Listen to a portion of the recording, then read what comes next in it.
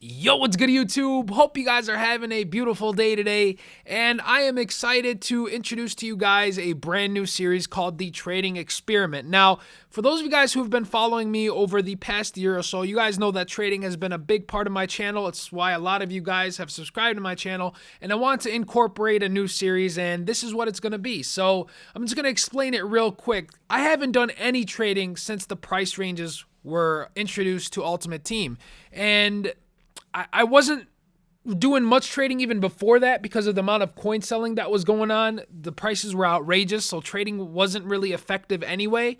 So I figured let's try it out with the price ranges, and I'm going to be learning as I go because I have to relearn how to trade, if that makes sense. Before, my mass bidding technique was pretty simple because you were able to find a lot of players that were listed for 140 start, and you would normally see what their buy it now is. But I've sped up the video just a little bit because I didn't want it to take too long, but you guys can see that I'm mass bidding on Quaresma for about 2,600 coins.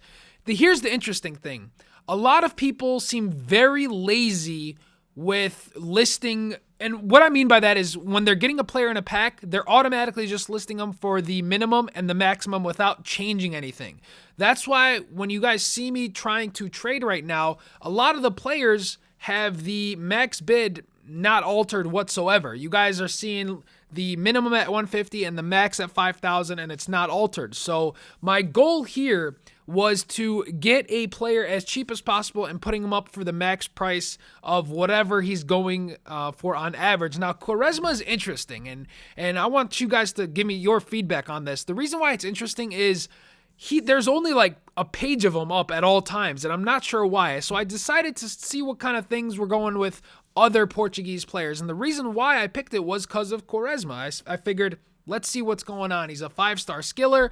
He plays on the right wing. I'm sure a lot of people use him on their Portuguese teams, and I certainly used him. I went to go buy him. And when I went to go buy him, there was only a page of them up, and they were all going for about 5,000 buy it now, and they were up for almost an hour plus, so I didn't want to wait, and I just paid 5,000 for them. So I figured there's going to be other people in my shoes, and I started mass bidding, and it's really hard to win bids on him because there's not that many on the market. So I figured let's try it with Nani. Let's see what his average going rate was. And his average rate, I saw a lot of them listed for around 1,600 to 2,000. So I figured let's see what I can do with this one and start mass bidding at 750 to 850 to try to get a profit. So you guys can see that I started to use Portuguese players for this episode. And you know, it's not as easy as it used to be to mass bid, at least when I tried it. Maybe I was trying it a little bit during peak hours, and it does matter what time you trade. I've repeated that so many times. It really does matter what time you trade, but I had a hard time winning bids, and prior to the price ranges, that never was the case. If you guys have watched my previous trading videos, you guys would know that the mass bidding technique was my bread and butter. It worked like a charm. I never had issues with people outbidding me on any of my players. I would basically bid on like 50 players, then I would go do something for an hour, come back, and I'd usually win about, I don't know, about let's say 10% of them. So, you know, anywhere from 6 to 7 players I'd win, come back, sell them off for a profit, and kept doing that over and over. Eventually, I moved over to consumables because consumables were awesome to trade with. And I got a tweet out earlier today saying, hey, you need to try it out with consumables. That method still works great. So in the next episode, I might go ahead and try to do it with consumables. So with the Portuguese players so far, didn't have so much success. In a little bit, you guys are going to see how many players I won.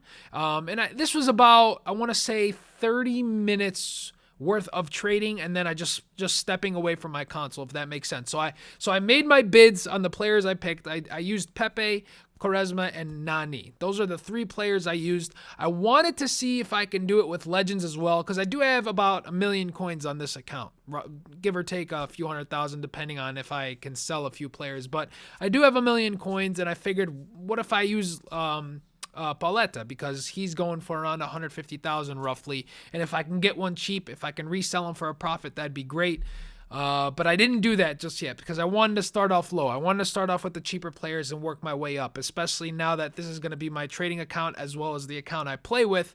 So I didn't want to go crazy and start bidding on legends. I'm just going to be doing it with the normal gold players, and starting off slow and kind of building up. And you guys are going to join me along with my journey. So some of these videos, I'm not going to make profit at all. Some of these are just going to be a lot of testing, and you guys are going to see me doing the testing, and may not be the most entertaining videos that I make, but I think it'll really help a lot of you guys out. It's going to certainly help me out because I'll be able to see what's going on, but you guys will be able to see what I'm doing along the way as well. So far, you guys can see I'm just mass bidding here on Pepe, about 800 coins, 750, 800 coins on each one, trying to get them and then selling for 1,600 to 2,000 coins. And you guys can see in my trade list here, haven't gotten outbid yet, but I do get outbid on a lot of these, and I do not end up winning them. But towards the end, I did get a little bit more luck on my side, but it was definitely harder. Not sure why. Price ranges definitely makes things interesting, man. It makes things interesting because it's not as open as it was previously. And what I mean by open is that when a player gets listed for the min and max, you can't find that sweet spot because people are going to be just either ignoring the card and moving over or just buying it now right away, if that makes sense. I know it may not make complete sense, but you'll get what I'm saying if you actually do try to trade. So eventually I will work my way up and I'll find players to do it with. Again, Quaresma was really my first instinct because I noticed there's just not that many of them on the market, and I figured if I get my hands on a few of them, I can just sell them right away for 5,000. If you guys were watching the video or following along, you would notice that a few of them were getting bought right away for 5,000 coins. So that's what I was hoping. And in a sec here, you guys are going to see what I walked away with. Right here, I did get outbid, and I just threw some more bids right away before I left my console. So I just rebid on Pepe real quick. Nani, I figured, you know what, just let him go, whatever. I can go back and see what I can get from him. But that's what I did for the most part. In just a sec, we're going to hop into my trade pile again to see how many players I ended up winning.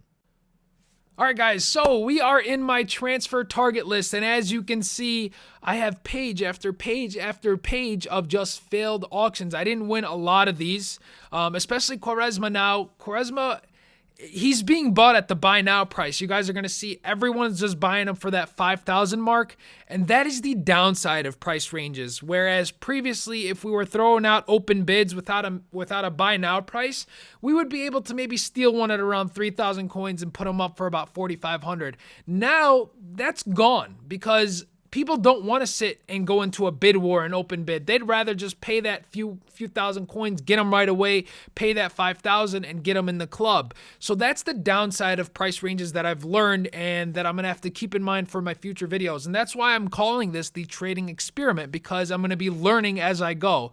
So previously, players that only had about a page or two on the transfer market benefit us before the price ranges. Now you actually want, it's the opposite. You actually want players that are flooded on the market so that you have a bigger opportunity of getting your hands on them and then obviously selling them for a profit. Now I jumped in my transfer list here to show you guys what I actually won. Paid around 1,000 to 1,100 coins each on both Pepe and Nani, and that's really all I walked away with. So it was a mediocre trading session, to say the least. Definitely have done better before, but we'll see how it goes. Now, here's the thing. I'm not putting them up on the market just yet. And the reason is because if you guys have noticed, the online tournaments as of late have been based on nationality. So the previous one was having a full German team. This one, as you guys can see, is having a full French team. And the reason why I didn't trade with French players is because this one's closing in about 11 hours. So I figured not a lot of people are making teams anymore anyway. And I think it runs about a week for each one. So fingers crossed that the next one is with Portugal. And if that's the case, we are going to make a lot more profit because obviously the Portuguese players end up going up in price. So that's why I'm holding on to them. I'm going to see what the next tournament's going to be. And from now on, I think I'm going to cater my trading towards what the tournaments are, because it seems like the tournaments do help the prices. And we're going to have to start keeping an eye out on that before we start trading. So fingers crossed, hope it's going to be Portugal, full squad being Portugal, and then we'll be able to sell our Portuguese players, make a profit, and go from there. But for now, we'll just hold on to them and see what happens. With that said, guys, I really hope you enjoyed the first episode of this series. Again, I know it's not the most entertaining one. It's really just Again, just kind of kickstarting things and seeing how things are going to go and learning as I go. I know a lot of you guys have been tweeting out some methods that have been working, and I'm going to be trying those methods. So keep tweeting me out. Keep letting me know what's successful for you, and we'll be putting them in the videos. With that said, guys, again, if you did enjoy, please give it a thumbs up. Subscribe to the channel. Leave some feedback. As always, I'll see you really, really soon.